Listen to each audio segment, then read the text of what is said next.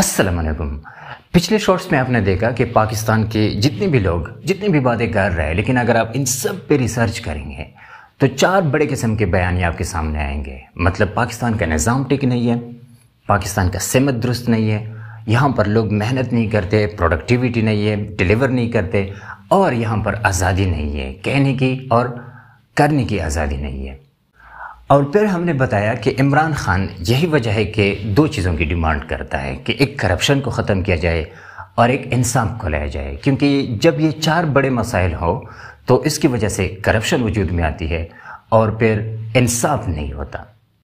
और फिर हमने आपको बताया था कि अगर इन सारे मसाइल को हल करना हो तो इसके लिए एक प्रॉपर मॉडल की ज़रूरत है, जिसका नाम है SDPU मॉडल। अच्छा, SDPU मॉडल में कमाल किस चीज़ की है? SDPU मॉडल पूरी इंसान जो है ना, उसका जो नेचर है पूरी दुनिया का, उसको एक ख़ास तरीके से उसकी डिवीज़न उसमें है।